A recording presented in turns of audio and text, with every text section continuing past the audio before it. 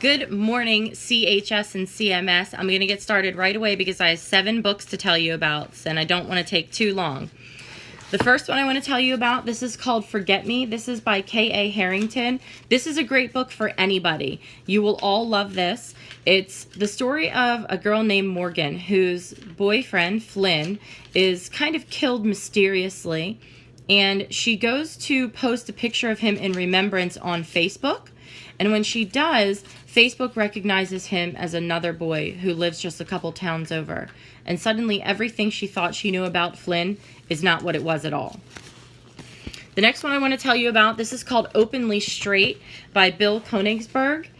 This is a funny story, super lighthearted, about this young man named Rafe who decides that for the first time in his life he's going to pretend to be straight instead of being himself, which is gay.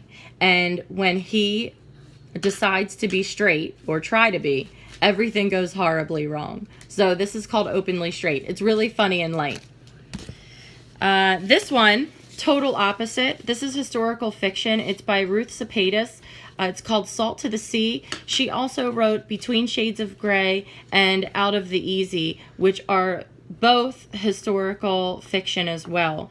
And her writing is absolutely beautiful. It says inside, 4 teenagers, 4 secrets, each one born of a different homeland, each one hunted and haunted by tragedies, lies, and war.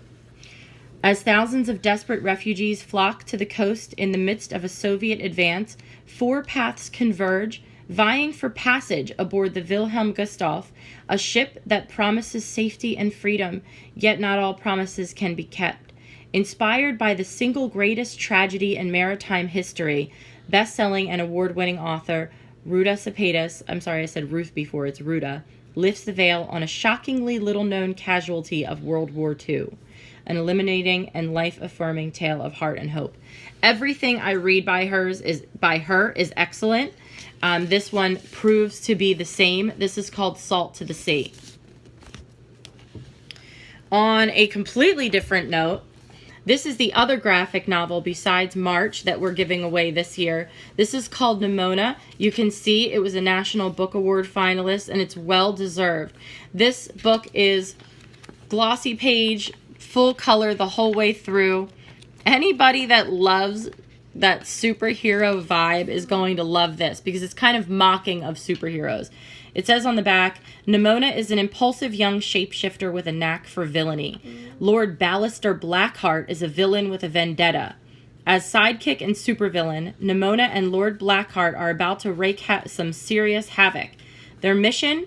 Prove to the kingdom that Sir Ambrosius Goldenloin and his buddies at the Institution of Law Enforcement and Heroics aren't the heroes everyone thinks they are. This is absolutely hilarious. It's more about being a villain than it is about being a hero and what good can still be done. So this is called Nimona. You will love it. It's great. Then we have All the Rage. This is by Courtney Summers. I think she has 2 other books out, Cracked Up to Be and This Is Not a Test. I really liked This Is Not a Test, and I like All the Rage as well. This is about a girl named Romy who's living in a small town where everybody knows everybody. Sounds kind of familiar, right? And in this small town, there's one boy in particular who happens to be the policeman's son, and he's beloved by the whole entire town. But that young boy has hurt her, and the town really doesn't know what he's doing wrong. And Romy has to decide whether it's worth it to face the scrutiny and the hatred of the town to tell the truth about what this boy has done. This is called All the Rage. Really good. Next, this is called Just Mercy by Brian Stevenson. This is a true story. You can see it's a New York Times bestseller. It was in 2014. The New York Book Review, it was one of their 100 notable books. So this is for people who either loved To Kill a Mockingbird and or loved the Serial podcasts. This guy, Brian Stevenson, is a lawyer, and he decided that he wanted to work for people who are put in prison who don't belong there, who were wrongfully convicted of a crime. And this particular story is one about, I always forget his name, Walter McMillian, a young man who's sentenced to die for a crime that he absolutely didn't commit. And this is the story of how Walter ends up on death row and what Brian has to go through to try to get him off of death row. This is called Just Mercy. And then my last book today, possibly one of my favorites in the Bloom so far. You can see that it's just covered with awards on the front. Jacqueline Woodson herself just won like Young Adult Author of the Year, I think just last year.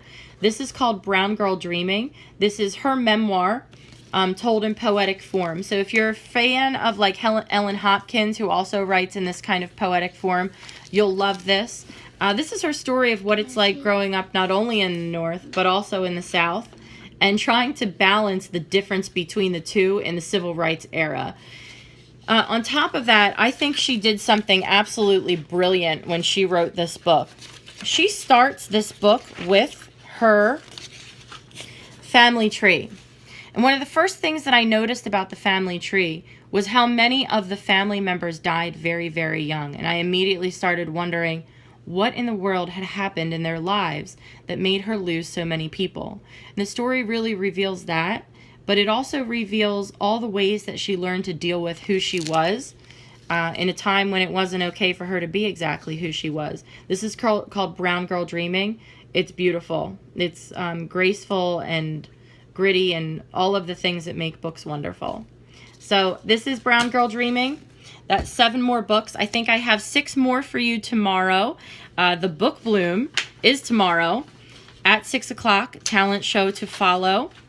And I hope to see you there. You going to come this year? Because sometimes you tell me you're not coming. Are you coming this year? Tell everybody I'll see you there. Yeah, we'll see you there. Bye.